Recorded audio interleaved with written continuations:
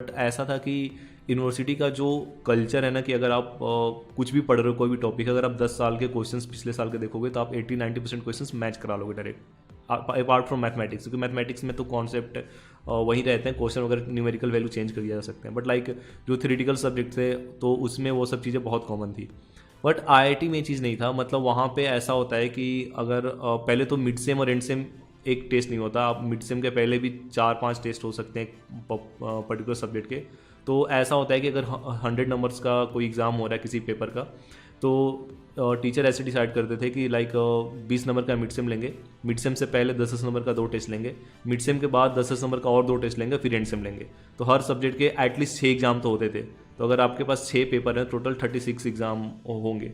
और ऐसा होता है कि हर वीक एग्जाम ही दे रहे हैं, लाइक सेमेस्टर स्टार्ट हुआ 2 वीक बाद से सबका एग्जाम शुरू हो गया, कभी इसका 10 नंबर का एग्जाम हो रहा है, कभी उसका हो रहा है। तो ये था कि वहाँ पे आप आराम से बैठ नहीं सकते, आपको कंटिन्यूसली लर्न करना है, जो भी क्लास में पढ़ाया जा रहा है उसको उसी टाइम समझना है, नहीं तो अगले वीक या फिर हो सकता है अगले 2 दिन बाद उसका टेस्ट हो। इसके अलावा जो यूनिवर्सिटीज़ में कल्चर होता है वहाँ पे ना पासिंग मार्क्स फिक्स होता है कि 33 पे आप पास कर जाओगे या 40 पे पास कर जाओगे। बट आईआईटीज़ में ऐसा नहीं होता, जो वहाँ पे टीचर्स होते हैं वो खुद डिसाइड करते हैं। लेटर सपोज 100 मार्क्स का कोई एग्ज़ाम हुआ और हाईएस्ट गया ओवरऑल 60 मार्क्स, तो वहाँ पे जो पासिंग मार्क्स होगा वो 33 नहीं रहेगा, हो सकता है वो 15 हो या फिर 10 हो, तो वो टीचर डिसाइड करते हैं। और जो ग्रेडिंग सिस्टम होता है वो भी टीचर डिसाइड करते हैं। ऐसा नहीं है कि 80 से 89 तक को इस ग्रेड मिलेगा या फिर ए प्लस मिलेगा, वो चाहे तो 30-35 पे ही ए दे सकता है और 38-39 पे ए प्लस दे सकता है। तो वो जो डिफरेंस होता है, जो भी ग्रेडिंग सिस्टम होता है, टीचर खुद डिसाइड करता है। तो वो डिसाइड कैसे करता है, मतलब कितना टफ वो डाल रहा है क्वेश्चन पेपर टीचर देखो, ये दो दो चीज़ से डिसाइड होता है। एक तो मान लो कि पेपर उसने, वो टीचर जो पेपर टफ बना रहा है, ठीक है, तो ऑब्वियसली 100 मार्क्स में 100 मार्क्स तो कोई स्कोर नहीं कर पाएगा, कुछ लोग करते भी थे, नॉट 100 लाइक 92-93। तो मान लो कि ऐसा हुआ है कि हमारे सब्जेक्ट्स में हाईएस्ट मार्क्स है 62 आउट ऑफ 100, तो अगर 62 गया तो जिसका 62 गया he will get the best grade, जो भी बेस्ट ग्रेड होगा ए प्लस या फिर एस जो भी होगा उसको मिलेगा। अब वहाँ से ना नीचे देखा जाएगा कि स्टूडेंट का डिस्ट्रीब्यूशन क्या है, लाइक किस डिस्ट्रीब्यूशन में किस मार्क रेंज में ज़्यादा स्टूडेंट लाइक करते हैं, उसके हिसाब से ग्रेडिंग चेंज की जाती थी। तो वो टीचर का ये सब काम रहता था, हम लोग का तो नहीं था। बट हाँ, ऐसा होता है कि आप, ऐसा नहीं है कि, तो इससे ना उन स्टूडेंट को बेनिफिट होता है जो कम मार्क्स लाते हैं, लाइक 20 मार्क्स से भी किसी को 6 ग्रेड मिल सकते हैं। बट ये है कि यूनिवर्सिटीज़ में 20 मार्क्स से कोई पास आउट भी नहीं होगा। बट ये होता है कि वहाँ पे जो क्वेश्चंस आते हैं वो टीचर लाइक, ऐसा नहीं कि आप पीछे के 10 साल के क्वेश्चन देखोगे तो एक भी मैच नहीं करेगा, क्योंकि हर साल टीचर चेंज होते हैं वहाँ पे। ऐसा नहीं कि ये टॉपिक हर साल एक ही टीचर पढ़ा रहा है, हर साल टीचर चेंज होता है, कभी ये पढ़ा रहा है कभी कोई और पढ़ा रहा है, तो ये चीज़ें चेंज होती रहती है। तो वहाँ पे कुछ ऐसा फिक्स नहीं है, आपको पढ़ना है, समझना है, तभी आप पास कर पाओगे वहाँ पे, ऐसा है वहाँ पे। आईआईटी में एक चीज़ और होता है, जैसे मान लो कि कोई एक कोर्स है, मान लो डेटा स्ट्रक्चर का कोर्स है, तो अगर वो मेरे डिपार्टमेंट में रन कर रहा है, डिपार्टमेंट ऑफ मैथमेटिक्स में, तो वो कोर्स अगर कोई और डिपार्टमेंट का स्टूडेंट भी लेना चाहे तो ले सकता है, ठीक है।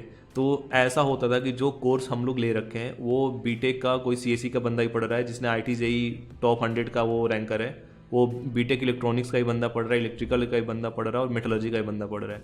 तो वहाँ पे आप समझो आप हो एमएससी के, बट आप फाइट मार रहे हो उनके साथ जो जेई क्लियर करके आए हैं।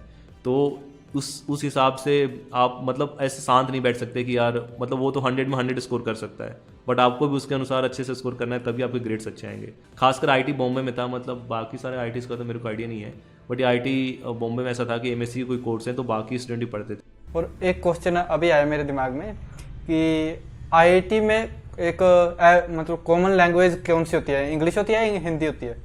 मान लो कि 2 बंगाली स्टूडेंट हैं साथ में, तो आपस में बंगाली में बात करेंगे। ऐसे नॉर्मली नॉर्थ इंडिया के तो हिंदी में बात करेंगे, महाराष्ट्र के तो मराठी में बात करेंगे।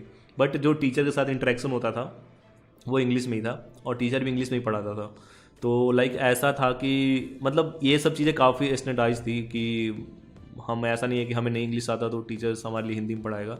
अगर आप बाद में जाकर टीचर से पूछोगे सर मेरे को इंग्लिश में प्रॉब्लम है, थोड़ा मेरे को हिंदी में बता दो, तो ही मे से कि ओके मैं तुम्हें थोड़ा बहुत बता दूंगा, बट मैं क्लास में हिंदी में नहीं बोल सकता। ठीक है। यूनिवर्सिटी का कल्चर है, वहाँ पे स्टूडेंट लाइक फाइट मार रहे होते हैं पढ़ाई के लिए, क्योंकि उनको पता है कि उनको वहाँ से बेटर जगह उठ के जाना है। तो जो यूनिवर्सिटी में कल्चरल एक्टिविटीज़ होते थे उसमें मतलब मैंने तो कोई पार्टिसिपेट नहीं किया, क्योंकि मेरे को ऐसा लगता था कि यहाँ से मेरे को पहले निकलना है, अच्छी जगह जाना है। बट मतलब ये जो कुछ भी जो कॉम्पिटिशन्स होता है, कल्चरल कॉम्पिटिशन्स, डांस, म्यूज़िक और राइटिंग, ये वो, बट आईआईटीज़ में इस चीज़ का बहुत ज़्यादा वो था, क्योंकि वहाँ पे ना हर चीज़ स्टूडेंट बॉडी मैनेज करती है। अगर प्लेसमेंट है तो प्लेसमेंट की जो टीम है वो पूरी स्टूडेंट की है।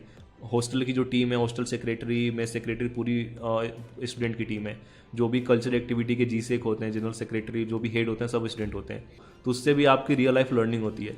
उसके अलावा जो भी कॉम्पिटिशन्स होते थे उधर, लाइक जो भी कल्चरल चीज़ें होती थी उसमें काफ़ी बॉलीवुड के स्टार्स भी आते थे। लाइक अगर मूड इंडिगो हो रहा है तो इंटरनेशनल स्टार तक आते थे वहाँ पे। तो ये है कि वहाँ पे रहने के बाद आपको ऐसा लगेगा कि नहीं, मतलब इतने सारे जो भी बड़े बड़े लोग हैं वो हमारे लिए परफॉर्म करने आते हैं, इस कॉलेज में आते हैं परफॉर्म करने, क्योंकि आप उससे थोड़े अलग हो। मतलब बाकी जो क्राउड है उससे आप थोड़े अलग हो। बट यूनिवर्सिटीज़ में ऐसा होता है कि जो भी फंक्शनल कल्चरल एक्टिविटीज़ रखी जाती हैं उस टाइम रखी जाती है ताकि स्टूडेंट फ्री हो, कोई एग्ज़ाम ना हो, कोई टेस्ट ना हो, कोई क्लास ना हो, मे बी वीकेंड्स को रखी जाए, फिर किसी फेस्टिवल के दिन रखी जाए। तो वैसा वहाँ पे कुछ था नहीं, वहाँ पे हर किसी भी दिन कुछ भी हो सकता था, ऐसा कुछ था नहीं।